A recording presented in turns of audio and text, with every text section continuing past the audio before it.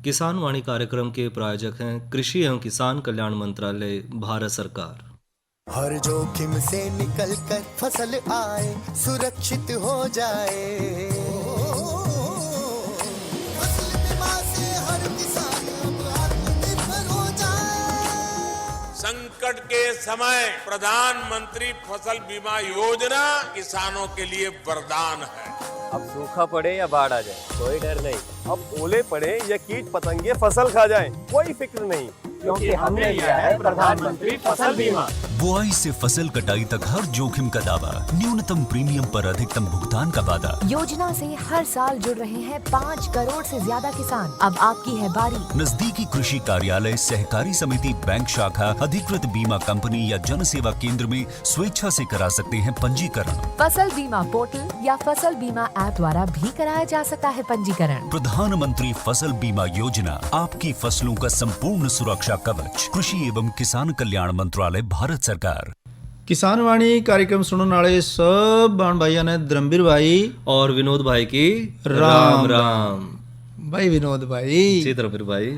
भाई गर्मी तो ये थोड़ा अपना रंग दिखाना शुरू कर दिया गर्मी ने। सही कह रहे हो धर्मवीर भाई, क्योंकि खेत में जब गेहूं काटना तो बेरा लगा है, गर्मी की हो रही है। पर एक बात है कि अपना विनोद भाई जी देखो, अपन खेती तो करनी है करनी। बिल्कुल भाई।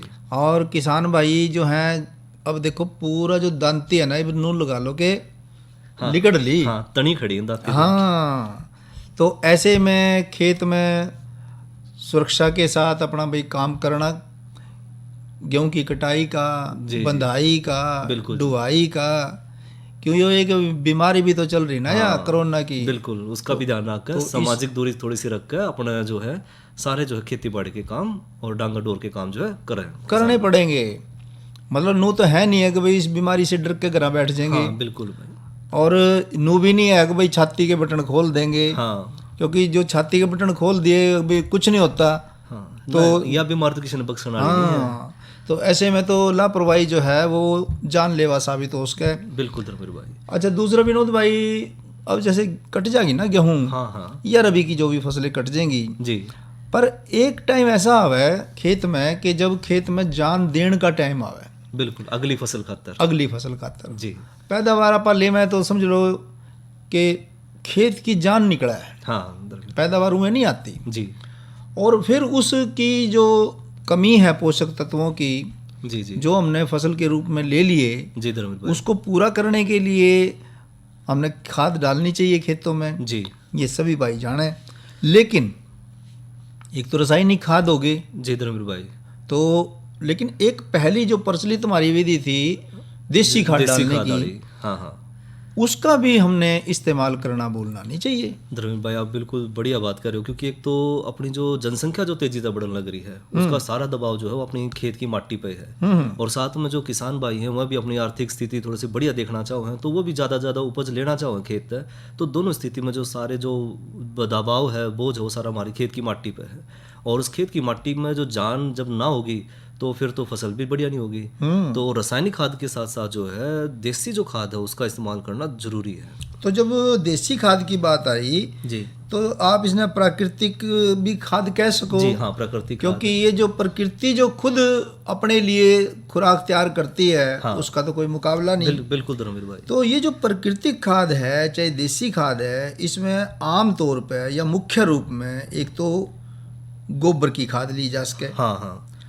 दूसरी जो मुर्गी फार्म में जो मुर्गियों की वो है बीट है, जो बीट वगैरह, उसकी खाद भी बड़ी कामयाब खाद है और वो देसी खाद में ही शामिल हो। और तीसरा है विनोद भाई जो शुगर मिल की जो मैलियो है, हाँ, जिसमें प्रेस मड भी कहते हैं। हाँ जी जी जी, वो भी देसी खाद में शामिल है। तो वहीं जो गोबर गैस से जो सलरे निकलती है, हाँ जी, वो भी देसी खाद के रूप में इस्तेमाल कर सकते हैं। तो किसान भाइयों को जोन सी भी खाद इनमें से मिले उनका इस्तेमाल साल में एक बार तो जरूर कर लेना चाहिए। बिल्कुल धर्मवीर भाई। तो ये बाबा बात करें कि गोबर की खाद क्या है। जी। और किस तरीके से ये फायदेमंद है? हाँ, फायदेमंद और किस तरह इस्तेमाल भी करें जी। तो धर्मवीर भाई जो देसी खाद है, देसी खाद में जो गोबर की खाद है वह सब तरह जो है बड़ी और लोकप्रिय मानी जावे, क्योंकि अपने जो है घर में डांगर डोर है, गाय भैंस है, तो उसका जो पशु का जो गोबर है, उसका पेशाब है या जो उसका बिछावन है, उसने हम अगर एक गड्ढे में गला सड़ा लें तो यह जो है देसी गोबर की खाद बन जाए। और जो इसने समय लगा वो लगभग 8 से 12 महीने में जो है लगभग गोबर की जो है बढ़िया खाद बनकर तैयार हो जाए जी। और धर्मवीर भाई साथ में कई बार देखा जाओगा कि किसान भाई जो है अपने कुरड़ी लगा ले हैं सड़क किनारे, और उसमें दिक्कत की है कि जो बारिश हो ना, तो बारिश में जो उसके पोषक तत्व हैं वो पानी के साथ बह जाए हैं। ठीक कह रहे हैं आप। और कई बार ये भी देखा जाओगा धर्मवीर भाई की जो 1 साल की जो कुरड़ी की खाद है, गोबर की खाद है, उसमें मीथेन जो गैस बना है वो भी जो है हवा में चली जाए। तो अगर बढ़िया खाद हमने तैयार करनी है तो गड्ढा खोद कर उसमें जो है गोबर की खाद तैयार करें, और उसमें खड्डा खोद कर उसमें गोबर डालना चाहिए, और उसके ऊपर अगर पॉलीथीन की शीट ढक दें जी जी तो सोने पे सुहागा। बिल्कुल। क्योंकि जो गैस बनेगी वो गैस ही उसने जो अगर उड़ गई ना उसमें गए गोबर में गए, बिल्कुल भाई, तो फिर वो तैयार क्या होगा? हाँ, वो मीथेन वो नाइट्रोजन का ही काम कर रहा है, और वो नाइट्रोजन की फिर कमी हो जाएगी खेत में। हाँ। और अगर भाई जो है अगर पॉलीथीन इस्तेमाल नहीं कर पा रहे तो पतली सी मिट्टी की जो परत है, हाँ, मिट्टी तो ढक दे, मिट्टी ढक दे, वो भी इनू किनू उसके अंदर मतलब जो माड़ है वो अंदर ही तैयार होगा, अंदर ही पकेगा। बिल्कुल। और पक के जब गली सड़ी जब खाद बनेगी तो वही असल में खाद जो है माटी कामयाब होगी खेत में जा करके। और धर्मवीर भाई इसके अलावा जो अगर अपनी गोबर वाली जो देसी खाद है उसके पोषक तत्वों की बात करें तो गोबर की खाद में नाइट्रोजन 0.6 से लेकर लगभग 1% हमने मिल जाए, और फास्फोरस जो है वो 0.3 से लेकर 0.5% जी। और पोटाशियम की मात्रा 0.6 से 0.8 और कैल्शियम 0.2% तक जो है हमने मिल जाए इसमें। तो बात इस तरह है विनोद भाई जी कि ये जो जब तैयार गोबर की खाद हो ना जी, तो ये हमने डालनी चाहिए जब रबी की फसल लेवेंगे ना, हाँ, तब डालनी चाहिए, उसमें ज़्यादा फायदा, उसमें ज़्यादा फायदा है। और खाद कितनी डालना है तो 6 टन 1 एकड़ के हिसाब से हमने खेतों में इस गोबर की गली सड़ी खाद का इस्तेमाल करना चाहिए।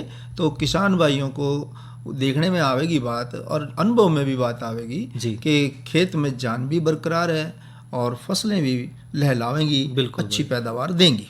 धर्मवीर भाई एक चीज़ और देखिए, जो देसी खाद हम इस्तेमाल करें ना उसके बाद जो फसल हमने मिला है उस अनाज में खुशबू भी अलग आवा है, जो रासायनिक खाद वाले उसमें वो बात नहीं आती। आपने तो वह बात कर दी विनोद भाई जी कि जैसे कोई पहलवान हो, एक तो खाया पिया ओढ़ो देसी गियर, उसके तो न्यारे पट दिखेंगे, न्यारे उसके डोले दिखेंगे, न्यारी उसकी शक्ल दिखेगी, उसके एक बार जो पहलवान हाथ मारेगा गर्दन पे हाथ मारेगा तो गर्दन पे निशान हो जाएंगे, लाल हो जाएगी गर्दन। बिल्कुल बिल्कुल भाई। तो इसी तरह जो खेत में जो पैदावार होगी, जो एक मजबूत खेत की पैदावार तो मजबूत ही होगी विनोद भाई, अगर नहीं। बिल्कुल भाई। तो इसी तरह ये जो मुर्गी फार्म की बात भी आपने करी थी ना विनोद भाई, हाँ, मुर्गी फार्म के साथ आप सुअर फार्म और जोड़ दो। हाँ, जो सुअरों की भी जो मान लिया वो है तो उसकी भी गोबर है, उसको भी हम देसी खाद के रूप में इस्तेमाल कर सकते हैं जी। और इसमें हम जो है कंपोस्ट या गोबर की खाद में मिलाकर उसी तरीके से हम प्रयोग कर सकें, और इसमें भी जो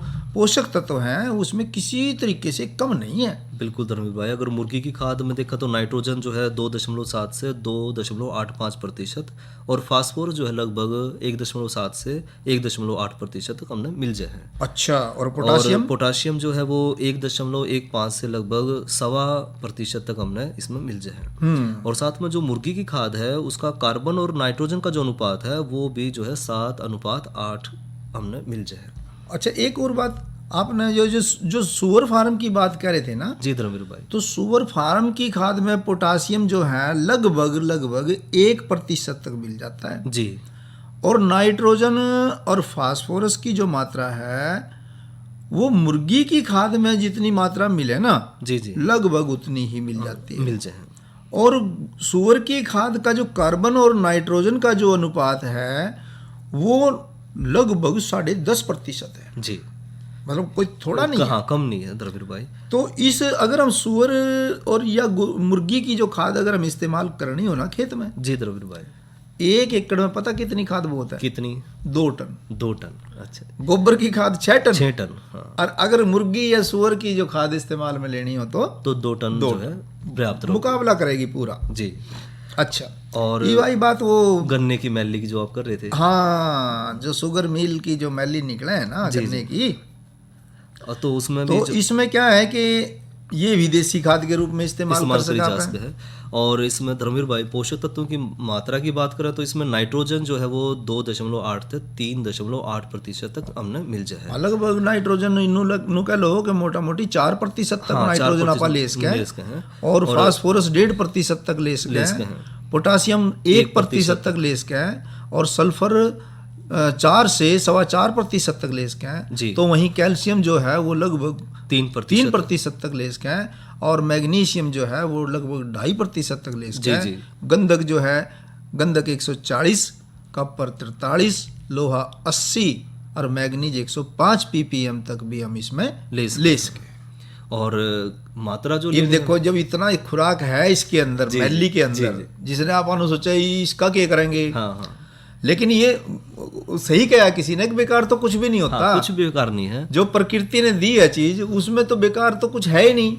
अब ये जो गन्ने में से अपन ने गुड़ काट लिया, चीनी काट ली, रस काट लिया, जो भी करना था कर लिया। हाँ, जो बचा खुचा रहेगा बचा खुचे में भी हम देखो खाद के रूप में अगर इस्तेमाल कर लें जी। तो हमने जो ये 3 टन जो है प्रति एकड़ के हिसाब से अगर हम खेत में डाल दें तो ये 6 टन गोबर की खाद का मुकाबला करेगा। और धर्मवीर भाई एक बात और इसमें जो बढ़िया है, जो प्रेस मड है जो गन्ने की मैली है, हाँ, उसमें गंधक आपने बताया 140% लगभग है। तो इस कारण जो है प्रेस मड का प्रयोग उस जमीन में भी हम कर सकते हैं जिसमें गंधक की मात्रा कम है। अब देखो कितनी बढ़िया बात, जहाँ गंधक की कमी हो रही हो तो वहाँ इसको अगर हम इस्तेमाल में करें, अलग से गंधक डालने की जरूरत ही रासायनिक नहीं। खाद डालने के बजाय इसका हम इस्तेमाल अलग से गंधक डालने की जरूरत ही नहीं विनोद भाई। बिल्कुल भाई। और जो सीवरेज सल्ज है, यानी जो सीवर से निकलने वाला जो मैल है, हाँ, उसमें हम जो है सीवरेज सल्ज कहते हैं। और अपने देश में लगभग जो है 1.5 मिलियन टन जो है सीवरेज सल्ज हर साल पैदा हुआ है, यानी 1.5 मिलियन टन। हाँ, इतना अपने देश में ये जो सीवर का जो सल्ज है, हाँ, मैल या है, सीवेज हाँ, सल्ज गंध है, हाँ जी। गंध लगा लो आप जी। कहने में तो गंध है, लेकिन ये भी खाद में इस्तेमाल हो उसका। बिल्कुल भाई। और 1 एकड़ में कितना डालना पड़ेगा धर्मवीर भाई? 1 एकड़ में जो है 2 टन 1 किले के हिसाब से हम इसने इस्तेमाल कर सकते हैं भाई। इसका मतलब इसमें बहुत जान हो है जी। तो इसमें 2 टन प्रति एकड़ के हिसाब से खेत में अगर किसान भाई डाल दें तो, लेकिन ध्यान ये रखें कि खेतों में प्रयोग करने से पहले जी भाई इस बात को सुनिश्चित कर लें कि कहीं प्रयोग करी जाने वाली सल्ज में बारी या विष वाली कोई धातु ज्यादा मात्रा में ना हो। हाँ, इसमें थोड़ा सा ये ध्यान हाँ, थोड़ा सा ध्यान रखना पड़ेगा, नहीं तो जो है नुकसान होने की फिर संभावना बढ़ जाए। तो ई वाह बात कि जो ये खाद जो है अपन ने कब डालनी चाहिए। धर्मवीर भाई, जिस तरह आपने जिक्र कराया था ना कि रबी फसल में जो है देसी खाद का प्रयोग जो है खरीफ फसल के तुलना में ज्यादा कारगर सिद्ध हो है जी। और इसलिए जो है अगर उचित मात्रा में हम जो सिफारिश की गई जो भी खाद है, जो हमने बताया भाई 6 क्विंटल जो है 6 जो टन है लगभग जो है हमने 1 किले के हिसाब तो गोबर की खाद अगर आप मोटा मोटी बात यह है जो गोबर की गली सड़ी खाद अगर भाई तैयार करके गिरे तो वो 6 टन 1 एकड़ के हिसाब से इस्तेमाल करें जी। मुर्गी या सुअर फार्म की अगर खाद ले रहे तो 2 टन प्रति एकड़ के हिसाब से करें। इसी तरीके जो गन्ने की जो वो है मैली वो 3 टन प्रति एकड़ के हिसाब से इस्तेमाल करें। और सीवेज सल्ज जो हैं वो भी हम 2 टन प्रति एकड़ के हिसाब से इस्तेमाल करें। लेकिन इस्तेमाल कब करें तो इस्तेमाल के लिए हम सिफारिश करेंगे, क्योंकि कृषि विभाग के वैज्ञानिक भी इस बात की सिफारिश कर रहे कि रबी के मौसम में जब रबी की फसल लेनी हो तो उस वक्त हमने खेत में ये देसी खाद है ज्यादा कारगर सिद्ध हो डालनी चाहिए। उसी टाइम पे ये ज्यादा असर दिखावेगी, साल भर फायदा देगी। बिल्कुल। और धर्मवीर भाई, इसके साथ साथ अगर हम 15 टन गोबर की खाद के साथ जो है 7.5 टन प्रेस मड और या जो है 5 टन मुर्गी और सुअर फार्म की खाद या फिर जो है 5 टन सीवरेज सल्ज प्रति हेक्टेयर के हिसाब से हर साल डालना है तो फास्फोरस, पोटाशियम और जो सूक्ष्म पोषक तत्व हैं उनकी हम सारी कमी जो है देसी खाद से पूरी कर सकते हैं। यानी ये खुराक आपने 2.5 किले की लिए बताई। हाँ, 2.5 किले में जो है। और साथ में जो नाइट्रोजन की जो सिफारिश करी जावे हैं वो हम जो है रासायनिक खाद तभी पूरी कर सके हैं। वो तो इस तरह जो देसी खाद है और जो रासायनिक खाद है उनका अगर हम मिश्रित इस्तेमाल करें तो ज़मीन की जो उपजाऊ शक्ति है हम कई गुना बढ़ा सकें हैं। बिल्कुल ठीक कहा विनोद भाई आपने। बात यह है कि विनोद भाई कि देखो खादें जो हैं वो अपनी फसलों के लिए ज़रूरी हैं, खेतों के लिए ज़रूरी हैं जी, और ये जो मनोरंजन है ये इंसानों के लिए ज़रूरी है। हाँ बिल्कुल जी। आगे नहीं, मनोरंजन के साथ जो है एक मानसिक जुड़ाव है। और मनोरंजन की जब बात आवे तो मनोरंजन में फिर ज्ञान भी अगर जुड़ जाए जी तो और भी ज़्यादा सुनने पे सुहागा हो जाए। अब देखो अब क्या है, सुने भी हैं समाज में एक बात आज भी दिमाग से निकली नहीं, समाज के बहुत से लोगों के दिमाग से तो निकल भी गई, हाँ हाँ, लेकिन बहुत से लोगों के दिमाग में भी पेंच फंस रहा है। हाँ, वो क्या पेंच है? वो है कि लड़का और लड़की हाँ, उनका जो फर्क है वो फर्क जो है ना, वो फर्क का पेंच लग फंस रहा है। हाँ, वो बनू है कि भाई ऐसा नहीं कि अनपढ़ या मतलब कम पढ़े लिखे, हाँ, पढ़े या लिखे गांव के हाँ, शहर में भी ये बीमारी है उसके। और खाली ये नहीं कि भाई कम पढ़े लिखे के भी दिमाग में ये पेंच जो है कई बार हो जाकर भाई लड़की लड़की होगी, हाँ हाँ, लड़का भी होना चाहिए का दीपक भी चाहिए, दीपक वो कुल किस तरह चलेगा, जी, वंश किस तरह चलेगा। तो सिर्फ एक लोकगीत तो कवि के के और कवि क्या और ये जो महापुरुष हैं उन्होंने क्या किया भाई, कोई फर्क तो है ही नहीं। हाँ, कोई फर्क नहीं। तो सुना फिर एक रागनी। बिल्कुल धर्मी भाई सुनाओ।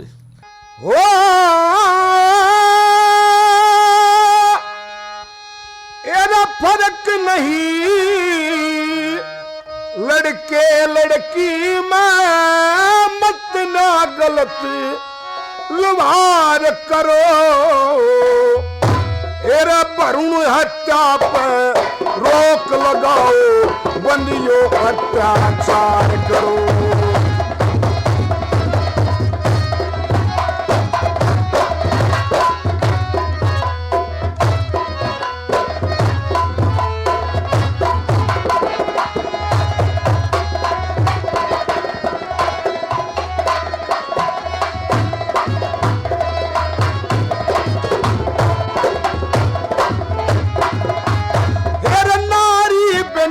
अधूरा जीवन पुरुषों का बतलाया है, इनसे सृष्टि चलती है ये शास्त्र में फरमाया है।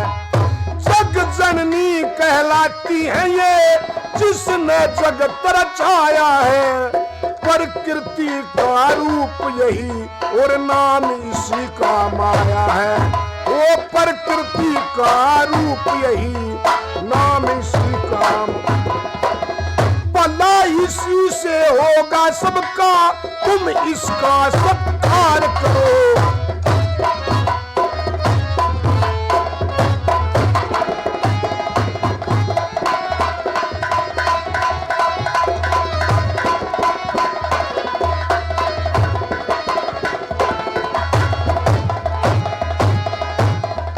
एक बेटी दो परिवारों का बेड़ा पार लगा वैसे, मात पिता और सास ससुर के घर ने स्वर्ग बना वैसे। ग्रस्त धर्म का पालन करके अनहद धर्म कमा वैसे, नेक औलाद करे पैदा जो देश में नाम जना वैसे।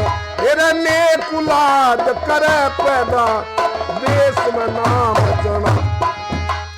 पुरुष सृष्टि की दाता ये और सभी नर नार करो, भ्रूण हत्या पर रोक लगाओ, बंदियों अत्याचार करो।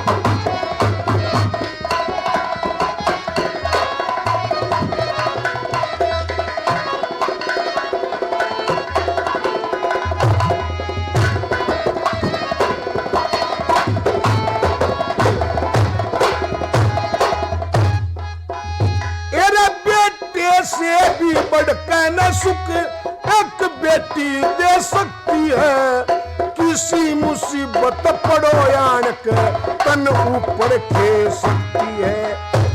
पापी को भी पार लगा दे भाइयों वो ये शक्ति है, सावित्री की तरह ये टक्कर यम से भी ले सकती है। वे सावित्री की तरह ये टक्कर यम से भी। नारी का सम्मान करो, हर एक रूप में प्यार करो, वरुण हत्या पे रोक लगाओ, बंदियों अत्याचार करो।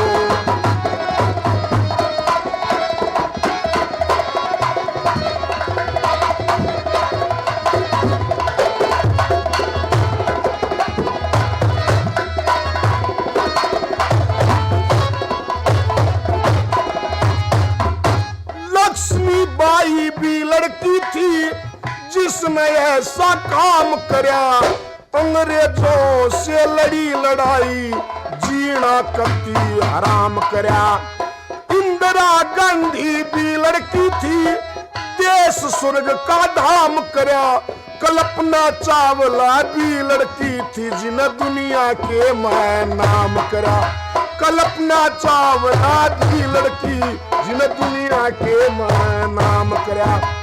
राम कुआर के जुए आया, नमस्कार हर बार करो, भ्रूण हत्या पर रोक लगाओ, बंदियों अत्याचार करो।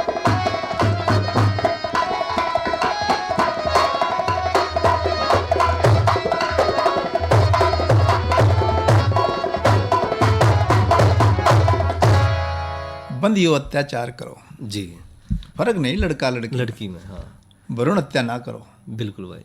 तो भाई भाइयों ने वो क्या करे, कम कहना और ज्यादा समझना, वो बात है जी।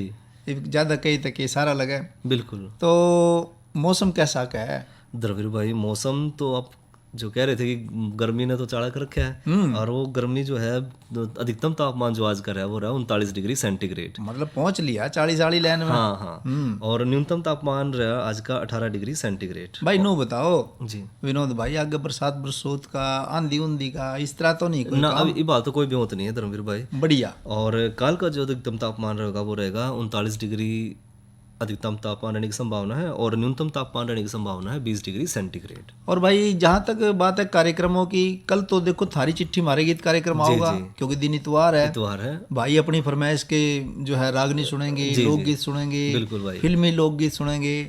पर सोमवार का किसान वाणी कार्यक्रम में क्या जानकारी लेकर आओगे द्रविड़ भाई? सोमवार में जो किसान वाणी कार्यक्रम में रहेगा चर्चा का विषय टमाटर फसल की कीटों से रक्षा, और आज की नसीहत के तहत चर्चा करेंगे गेहूं की कटाई और गाय में सावधानियों पे। बहुत अच्छा। और इब के चर्चा करोगे फिर विनोद भाई? धर्मवीर भाई देखो, खेती बाड़ी की तो हमने बात करी, साथ में थोड़ा सा डांगर डोर की भी बात करें तो जो डांगर डोर की तो बात यह है विनोद भाई, फिर अगर जो डांगर डोर की बात करनी है ना, तो फिर वो बात ठाओ जो सी ये होगा ना कि ना पशुओं का मुंह पक जाए, खुर पक जाए, ये छूत की जो बड़ी बीमारी है, हाँ उसके बारे में कुछ बात बताओ आज। धर्मवीर भाई जब अपन जिक्र करा जो कि भाई मुंह और खुर के रोग के हम जिक्र कर रहे हैं, तो मुंह और खुर का जो रोग है वो ज़्यादा भयंकर संक्रामक रोग है, और एक जानवर तो दूसरे जानवरों में फैले भी है। और देखा गया कि खाली अपने अपने देश में नहीं, दुनिया में जो है फैलने वाला रोग है। और इस रोग का जो है अगर समय पर निदान कर लिया तो हम अपने पशुधन की जो है जान बचा सकते हैं, लेकिन अगर देरी होगी तो फिर पशुधन जो है बचाना मुश्किल हो जाए। एक बात है विनोद भाई, जी धर्मवीर भाई, देखो जो विकसित देश है ना जी, वहाँ तो यह बीमारी खत्म हो ली, हाँ लगभग। पर जैसे अपना देश है विकासशील देश है, तो अपने देश में तो भी ये जो एक समस्या है ये बहुत गंभीर समस्या है, जानलेवा रोग है ये। बिल्कुल भाई। और इस रोग के कारण जो है वो आप ये समझो कि भी पशु भी कमजोर हो जाए जी, उसकी दूध देने के जो उत्पादन शक्ति है वो भी कम होती चली जावे, और उसकी प्रजनन शक्ति जो है उसमें भी बड़ी जबरदस्त एकदम से कमी गिरावट आ जाए।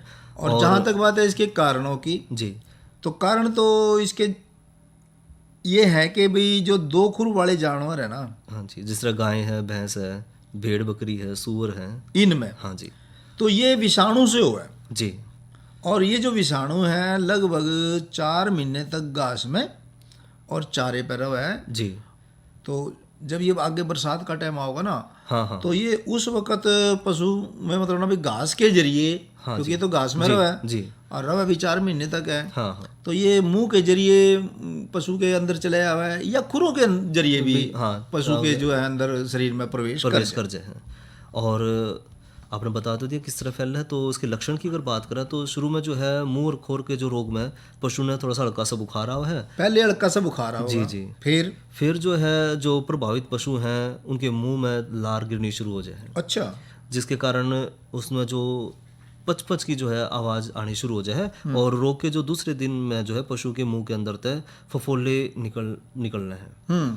साथ में जो है ज़्यादातर जो जीभ है, मसूड़े हैं और मुंह के ऊपर वाला जो हिस्सा है उसमें भी जो है फफोले दिखाई देने लग जाए। और ये फफोले जो है जल्दी तो फूट जाए जिससे पशु चारा भी नहीं खा पाता और साथ में जो है जानवर में जो है दूध की भी कमी आ जाए।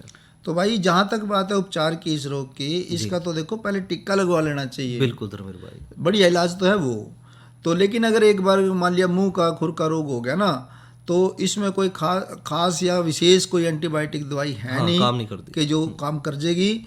पर यह है कि जैसे मुंह पक गया तो मुंह में बोरिक एसिड लगाना चाहिए जी। कह लो 1 लीटर में 15 ग्राम बोरिक एसिड डाल लें, या पोटासियम परमैंगनेट 1 ग्राम 3 लीटर पानी में डाल लें, जी जी। या फिर ले लें फिटकड़ी 15 ग्राम फटकड़ी ले लें 1 लीटर पानी में घोल बना करके, और पशु का जो मुंह है वो कम से कम दिन में 3 से 4 बार साफ करें। यानी किसान भाई जो अपना थोड़ा देसी इलाज भी कर सकें इसका। हाँ जी। और जहाँ तक बात है खुर, अगर खुरों में ये बात हो जाए जी तो फिर पशु पालक भाइयों को चाहिए कि वो फिनाइल दवाई लेवें, 40 मिलीलीटर दवाई 1 लीटर पानी में घोल बनाकर पैरों को अच्छी तरीके से साफ करें जी। इसमें तो न खुरों में कीड़े भी पड़ जाएं विनोद भाई, कीड़े भी पड़ जाएं भाई, बिल्कुल। तो इन कीड़े अगर पड़ जाएं तो इनको निकालें क्यूरेटर की मदद से जी। और नीला थोथा ले लें 40 ग्राम 1 लीटर पानी में घोल बनावें, तो या फिर जिंक ऑक्साइड के पानी से साफ करें जी। और उसको घोल से अच्छी तरीके से उसमें पट्टी ने बेक है ना जी जी, फिर उस जख्म पे उसके सफाई। लगावें। और साथ में जो थड़ है, हाँ। थड़ में भी जो है घाव हो जाता है, थड़ में कई बार घाव हो जाए बिल्कुल इस बीमारी की वजह से भी उसके। हाँ, तो उसमें भी पोटाशियम परमैंगनेट का जो है गोल तो उसने साफ कर लें और घाव के ऊपर कोई भी जो है एंटीसेप्टिक क्रीम है वो लगा लें, या फिर जो मक्खन है कुछ चिकना वो लगा लें। जी, जी। और उसके साथ साथ जो है रोगी पशु ने जो है ठीक कर खातिर जो है एंटीबायोटिक का टिक्का या जो खनिज मिश्रण है वो भी जरूर देवें। खनिज मिश्रण तो इसलिए जरूरी है ना विनोद भाई कि पशु के अंदर जान होगी ना जी। हाँ, तो वो रोग से लड़ने की उसके अंदर जान आवेगी, कुछ थोड़े बहुत वो रोग से लड़ेगा, कुछ उसके अंदर जान भी बनी रहेगी। बिल्कुल भाई। तो पालक जो भाई हैं वो जो हमारी बात सुन रहे हैं उनको हम यही निवेदन करेंगे कि भाई अपने पशुओं को ये मुंह खुर का जो टिक्का है वो ये समय रहते जरूर लगवाएं। अरे अरे अरे क्या कर रहा है? इधर इधर इधर हम बोल रहे हैं तेरे बीजू का। पुतला बोल रहा है? हाँ, पक्षियों से तो हम खेत को बचा लेते हैं, पर इन घातक रसायनों से कैसे बचाएं? मतलब? देख बेटा, तू जो ये अंधाधुंध रसायन मिलाता है ना, मिट्टी की सेहत बिगड़ने लगी है। और जब माटी ही कमजोर पड़ जाएगी तो उपज कैसे सेहतमंद होगी? अरे पहले ऐसा नहीं था। पूछना अपने बड़े बुजुर्गों से, कैसे फसल लहलहाती थी, शुद्धता झलकती थी। हाँ, माटी भी तंदुरुस्त और लोग भी। अरे अब पहली वाली बात कहाँ? पर अब तो सब यही डाले हैं। सब नहीं, आज भी लाखों जागरूक किसान परंपरागत विधि से फसल उगा रहे हैं। खर्चा कम और उपज की कीमत भी बेहतर पा रहे हैं। सच है? रे बेटे, एक्सपीरियंस से बता रहे हैं, धूप में बाल सफेद नहीं किए हैं। हाँ। ठीक है भाई, मैं भी आज से जैविक खेती शुरू करूंगा। माटी से प्रेम की परंपरा है परंपरागत खेती। तो विनोद भाई जी धर्मेंद्र भाई, ये था हमारा आज का किसान वाणी कार्यक्रम। इस कार्यक्रम में आज हमने 2 चर्चा करी जी। एक तो देसी खाद्यों के महत्व के बारे में किसान भाइयों के साथ अपने विचार साझा करे, बिल्कुल। और दूसरी जो थी वो पशुओं में छूत रोग के लक्षण और उसके बचाव के बारे में हमने बात करी। तो अब होता है कार्यक्रम का समय समाप्त। इस कार्यक्रम के प्रायोजक थे कृषि एवं किसान कल्याण मंत्रालय, भारत सरकार। भाइयों से लें इजाजत। जी। अच्छा भाइयों, राम राम।